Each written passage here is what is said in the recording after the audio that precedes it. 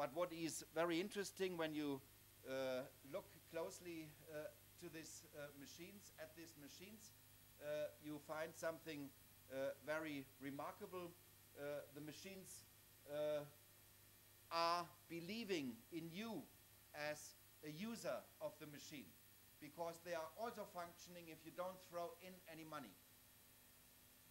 So the interface, the money interface between you as the user and the functioning lightning is working without the commerce in between. They are believing in you, the machine. You are looking very strange at me. I think you think I've gone nuts, but we can discuss that later if you want to. So, if one casually says the words that the abbreviation PC stands for, they now sound remarkably antiquated. Although PCs, personal computers, only came into service in their masses around 20 years ago, the concept of PC is passé already. There is no longer anything personal about computers. We discussed that recently in Torino with Bruce Sterling. On the one hand, computerized devices have gotten very close to the bodies of their users, certainly comparable with the functions of Oswald Wiener's bioadapter. Some of you older guys may know this text from 1967. One caresses their displays, they snuggle into the hand, one wakes up to them in the morning, and for many people they are the last things they touch before going to sleep. These appliances organize people's private lives as well as work, study, and school. They have become intimate appendages of biological life forms.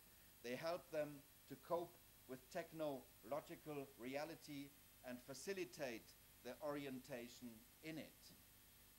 On the other hand, computers have ceased to be autonomous stations for work and for amusement, like the Atari 1632 or the C64, the Commodore, on which we cut our computing teeth, and the PCs that came afterwards were.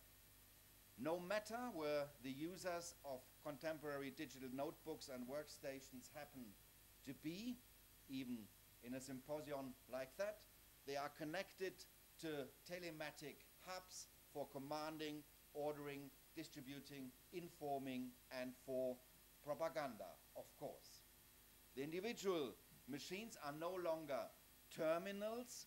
They function as interconnected components of a telematic system to which many others are connected at the same time and who engage more or less in dialogue, come back to this term, dialogue with or against each other. They are fast flow conduits for information and communication.